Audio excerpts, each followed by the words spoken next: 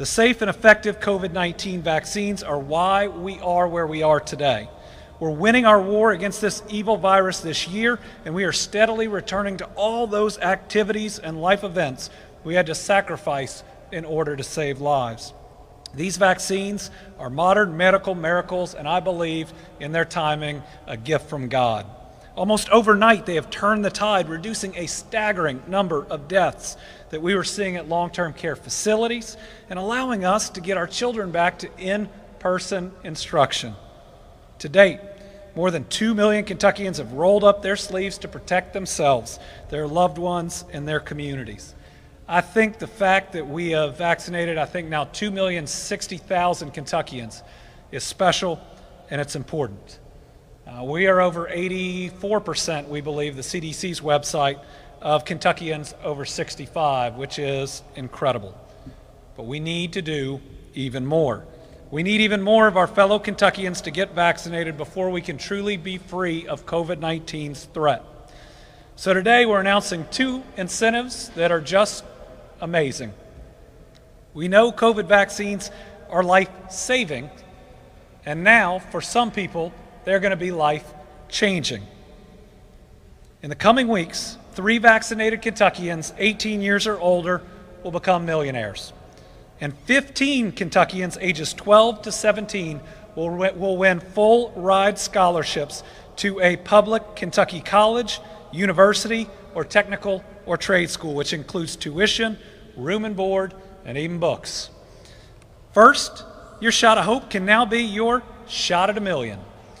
Every Kentuckian 18 and older who has received the Johnson & Johnson vaccine or 1 dose of Pfizer or Moderna can enter for a chance to win $1 million. That's everybody that has already been vaccinated, minus people who work for me and a couple of other groups, and also anybody moving forward that gets vaccinated before the drawing.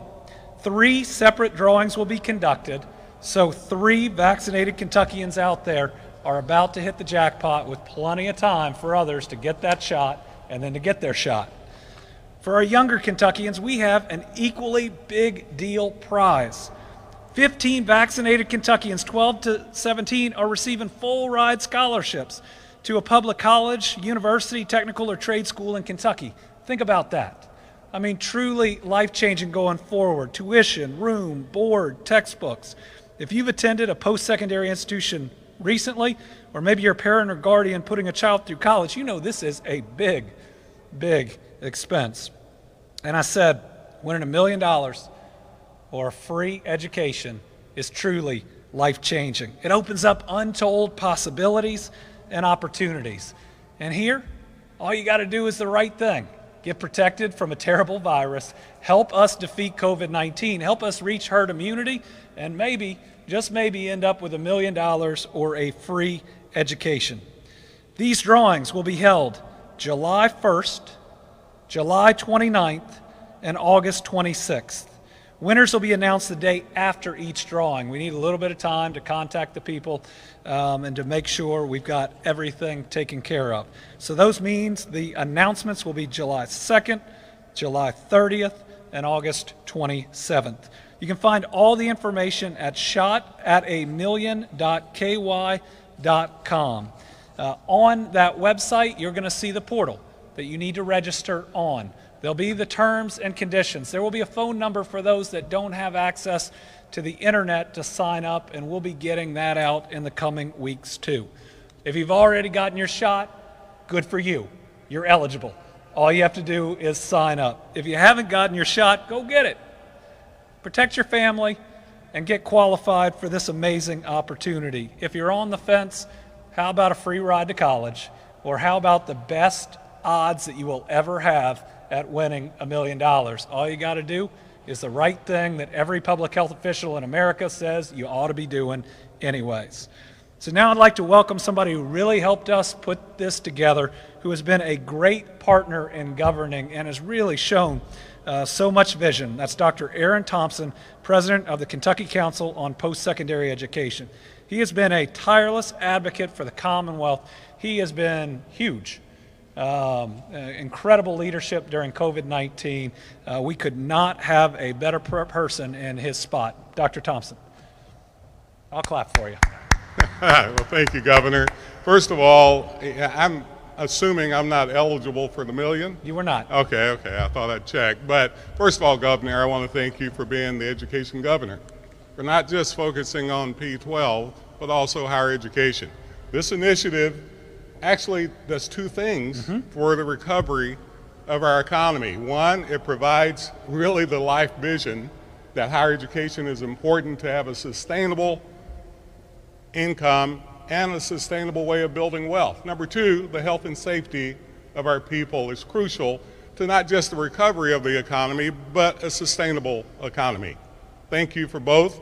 I look forward to being your partner throughout, not just this event, but throughout the entire term of your governance. Thank you very much, sir. Thank you.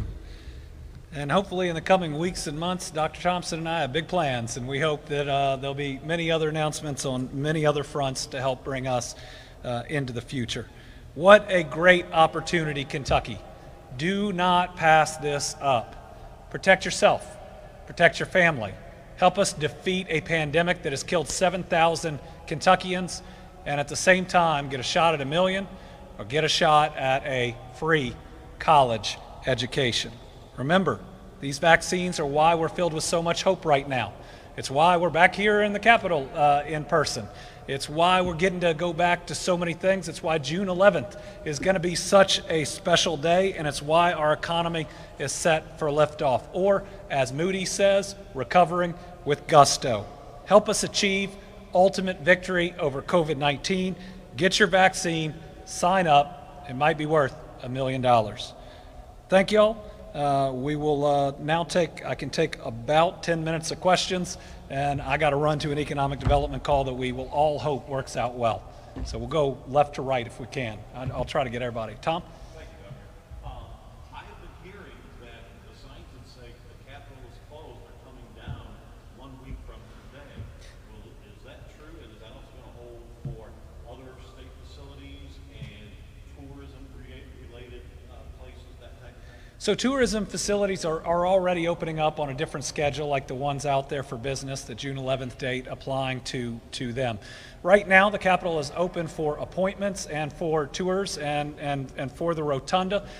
What we're working on is the new types of guidance and rules that we know are necessary after a lot of what we've seen during COVID-19. Ultimately, this is an office building, and we got to ensure that it's not disrupted in ways that prevent the work from continuing. Admittedly, in most people's livelihood, this is not the center of the universe. It's them wanting to get their kids back to school, it's them wanting to get back to their normal lives, and we have prioritized that in our list over getting the final rules that'll keep everybody safe here at the Capitol. Yeah. Oh, sure, Lawrence, we can go. Governor, the money for the $1 million shot at vaccination shot drawing and the scholarships, where's that coming from? That's coming from that original Coronavirus Relief Act funds. So not from the American Rescue Plan Act funds, but from the remaining amounts of the original dollars that were provided to us. And the follow-up question for the rent relief, the eviction relief, where's that money coming from as well? Is that part of the agreement you made with Republicans?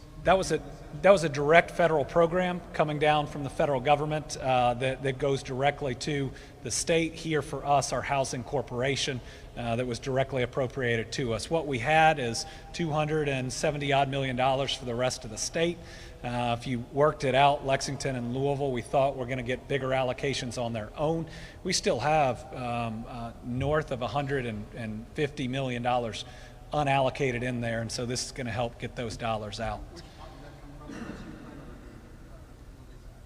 So I believe that is in, I think it may have been one in the middle of those. It was a direct federal act. It wasn't in the original coronavirus one, but there was a 2 and a 3. So I'll get you that answer. I want to make sure you have it right. So I know people have been asking you for quite some time now if you were going to do incentives. What made you do them right now? Well, first, we wanted to do them right. And second, we were already seeing vaccinations pick up with that June 11th date. and now the ability before June 11th, if you're not vaccinated, to take that mask off. What we want to do is keep that momentum as we go, and we've always said we don't want to be the fastest, we want to be the smartest. So we watched what every other state is doing, and we tried to take the very best of each one. Also wanted to make sure that we got businesses in and doing their part. We see Kroger doing $5 million in giveaways and then groceries for a year. And so now what we're seeing are a robust group of incentives. I think if we'd come too early, you wouldn't see as much on the private side as well. So just trying to maximize everything that's out there. Yes? Yep. So 3 million people are going to win. 3 million. Woo! 3 people are going to win $1 million, drawn almost a month apart from each other. Now, everyone who registers now is eligible for all 3 drawings. If you get your shot before the first drawing, you'll be eligible for that and the second and the third. If you get your first dose of your vaccine after the first drawing, but before the second, you'll be eligible for the second and for the third.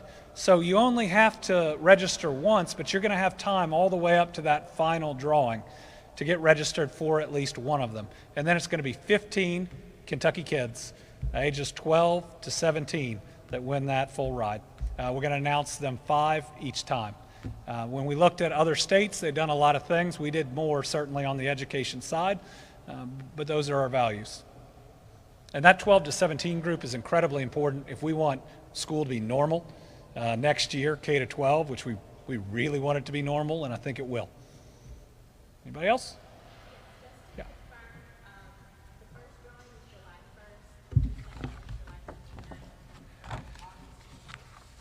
Yes, but with one wrinkle in that. So the drawings will occur one day before the announcements. Announcements will be the day after. So July 2nd will be our first big day, where 5 12 to 17-year-olds and 1 18 and up Kentuckian will have their lives changed for the better. Yeah. Well, I certainly hope so. Yes, I think it will. What we have seen in other states is that it has bumped them up. It has increased momentum. It also gets the word out a little bit more, too. So right now, if you're on the fence and you haven't taken the time to learn about it, it's also a good incentive to call your doctor. It's a good incentive to get online to something that's not crazy and read what some of the experts are saying. Yes, I anticipate we will see a significant increase. Now, what is a significant increase? In Ohio, it was 30% at the start. So this last week was a little different because of the holiday weekend. Before that, we had about 10,000 people. I'm sorry, we had 70,000 people in that last week. And that's been a good number compared to about 48,000 the week before. So if we're kicking at that 70,000 level or higher, then well worth it in how we get to where we need to go. Yes, hey. We have about 21 counties with 25% vaccine rate or less.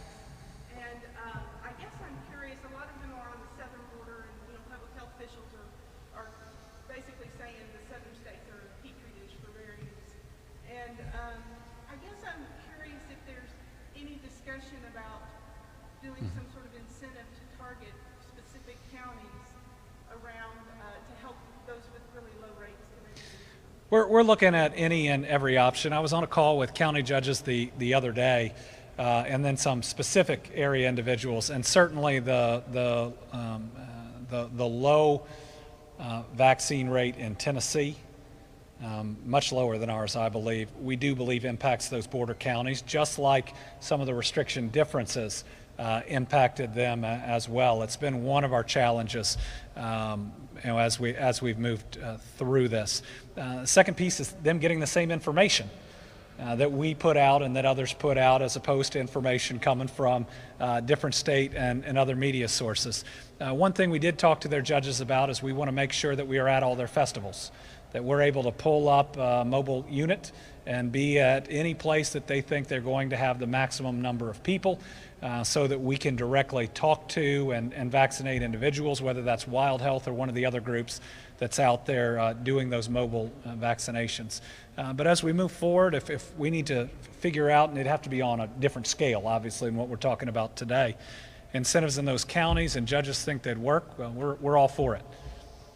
Now, they could also use some of the ARPA money for that as well, that's coming directly to them. All right. Thank you all very much.